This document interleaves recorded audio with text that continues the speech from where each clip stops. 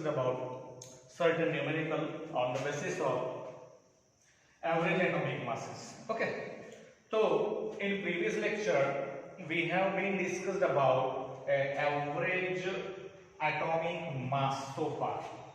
तो average atomic मास किसे कहते थे? क्योंकि ऐसे बहुत प्रकार के एटम्स थे, एलिमेंट्स के, जिनके एटॉमिक नंबर सेम थे लेकिन एटॉमिक मास जो थे वो डिफरेंट थे, उसे हम लोग क्या कहते थे बेटा? आइसोटोप्स कहते थे। और ऐसे प्रकार के आइसोटोप्स का मास हम लोग एक ही बार कंसीडर नहीं करते थे क्योंकि हर एक एटम का मास डिफरेंट होता था। So in order to take into considerations we have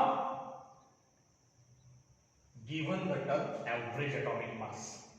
तो इसीलिए हम लोगों ने कौन सा टर्म दिया था? हम लोगों ने मतलब वो साइंटिस्ट लोगों ने दिया था, लेकिन हमने पढ़ा average atomic mass. It means that it is nothing but sum of the average of a masses of a consider or sum of the average of a masses of a isotopes and their natural abundance, that is called as a percent abundance। ठीक है, तो जितने भी उनके atomic masses थे उनका हम लोगों ने एडिशन किया, एवरेज लिया और किसके अकाउंट में? नेचुरल अबंडेंस के, मतलब उससे मल्टीप्लाई किया। मींस सिंपली हम लोगों ने क्या किया कि जो भी एटॉमिक मासेस थे आपके आइसोटोप थे उन सभी की एडिशंस की और नेचुरल अबंडेंस मतलब परसेंट अबंडेंस के साथ हम लोगों ने क्या किया? मल्टीप्लाई किया। ठीक है, तो ये मल्टीप्लाइड बाय ये डिवाइडेड बाय 100% मतलब डिवाइडेड बाय 100। तो ये मल्टीप्लाइड बाय ये डिवाइडेड बाय 100, ये मल्टीप्लाइड बाय ये डिवाइडेड बाय 100 और ये तीनों की हम लोगों ने एडिशन।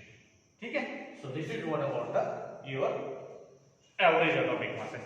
तो लेते हैं पहला example, calculate the average atomic mass of neon using the following data. अब यहाँ पे डेटा दिया गया है आपको और उसके आधार पर हमें क्या निकालना है?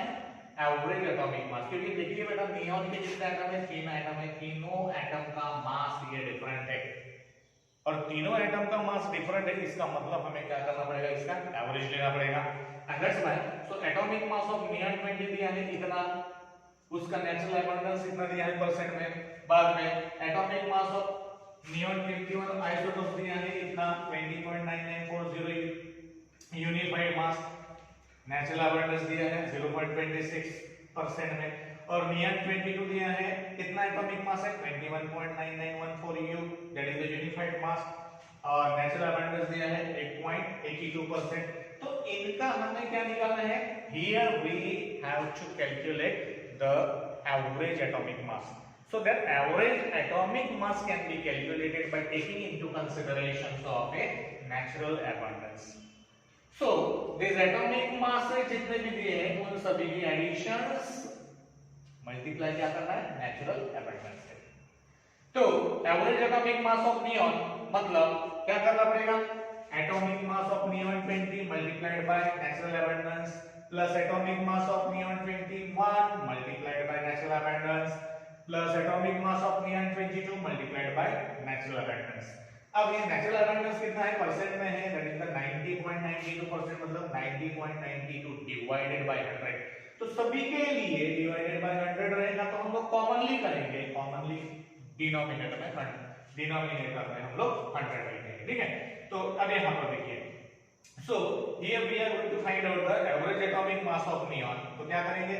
Atomic mass of neon 20 multiplied by its percent occurrence, that is the natural abundance, plus atomic mass of neon 21 multiplied by its percent occurrence, plus atomic mass of neon 22 isotope multiplied by percent occurrence, that is the natural abundance। Atomic mass of neon 20 कितना है? 90.9924, that is the unified mass you. Natural abundance कितना है? 90.92%, percent के लिए मैंने 100 तीनों को common लिया है नीचे। ठीक है, देन प्लस नियॉन 21 का 20.9940 मल्टीप्लाइड बाय 0.26 प्लस नियॉन 22 का 21.9914 यूनिफाइड मास मल्टीप्लाइड बाय 8.82 और ये सभी का हम लोगों ने क्या करना है? परसेंट में, दैट इज द 100 लिखना है। ठीक है, and that is equals to, ये अगर हम लोग इसके साथ मल्टीप्लाई करते हैं और ऐड करते हैं तीनों का, ये दोनों का मल्टीप्लिकेशन प्लस इसका मल्टीप्लिकेशन और प्लस इसका मल्टीप्लिकेशन और एडिशन करने के बाद डिवाइडेड बाय 100 करेंगे। आप लोग कैलकुलेट कर सकते हो लॉग टेबल के जरिए।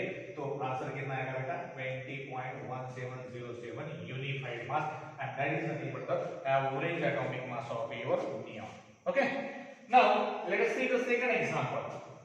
अब सेकंड एग्जांपल देते हैं, लिखते हैं natural isotopic abundance of boron 10, यानी बोरॉन 10 का कितना दिया है नेचुरल अबंडेंस, मतलब ये 19.60% और बोरॉन 11 कितना दिया है 80.40%।